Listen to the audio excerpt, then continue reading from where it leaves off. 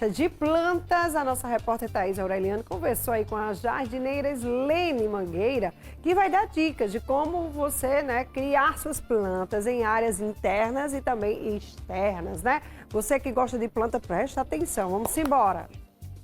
Quem é que nunca viu no seu jardim aquela planta que estava tão bonita de repente começar a morrer? Será que era o local que ela estava, levando muito sol? Ou não, foi a ausência de sol? Pois é, a luminosidade faz toda a diferença no crescimento dessa planta. E a Islene Mangueira, jardineira, vai conversar com a gente agora. Islene, muito obrigada mais uma vez por estar nos recebendo aqui no seu cantinho especial. E aí eu quero saber, quer dizer que só a luz pode atrapalhar o desenvolvimento de uma planta, não é isso? Quando a gente fala em iluminação, a gente tem que pensar em 3 fatores. A gente pensa na planta de sol pleno, na planta de meia sombra e naquela de sombra. Mesmo quando a gente fala em sombra, a gente fala em boa iluminação. Não é você colocar a planta naquele cantinho que eu costumo chamar de cantinho do breu, não é? Quando ele não tem uma luminosidade que incide de uma janela ou de uma porta que atinge a tua planta, ela está fadada a morrer. Porque as plantas precisam fazer fotossíntese.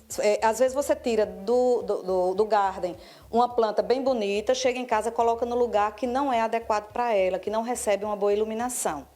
Então, mesmo aquela planta que você vai lá na internet e vê que ela é uma planta de sombra, ela precisa de luminosidade, ela não pode ir para o sol.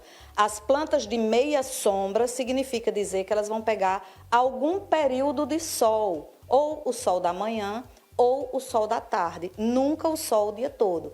Agora, quando você vê que a planta é de sol, aí sim, ela precisa de 6 a 8 horas de sol por dia. Então, a gente tem que conhecer a planta para saber onde colocá-la.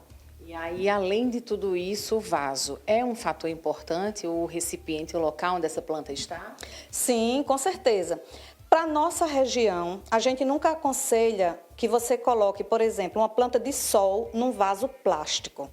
Porque o plástico, ele esquenta muito.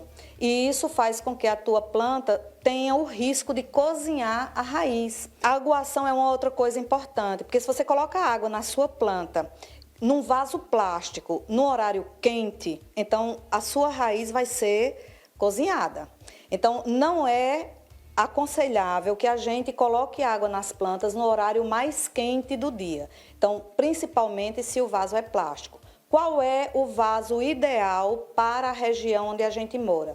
Ou cimento, ou o melhor de todos eles, barro, porque é frio. Então, a tua planta vai se adaptar melhor. E aí a gente tem que ter esse conhecimento também. A região onde eu moro, qual é o tipo de vaso que é o ideal para colocar as minhas plantas? Principalmente aquelas que estão expostas ao sol.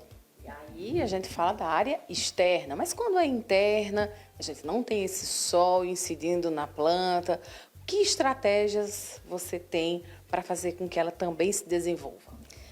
Primeiro, escolher um vaso que tenha furo, não é? Para que você não corra o risco de a água acumular e você apodrecer a raiz. Então, escolhe um vaso que tenha furo. Se você não gostou daquele vaso, você pode colocar num cachepô, não é? Que você também ali tem como identificar o excesso ou a falta de água na tua planta. Escolhe um vaso bacana, coloca numa boa iluminação, entende a linguagem da planta, porque ela conversa contigo. Quando ela está precisando mudar de vaso, ela cresce muito, ela começa a não desenvolver mais, aí você diz, a minha planta não está mais desenvolvendo. Você diz isso e não sabe por quê. Ela não tem mais espaço, você precisa trocar para um vaso maior. Aí, minha gente. Bom, vou ficando por aqui. Tem uma segunda-feira abençoada. Fique agora com o Padre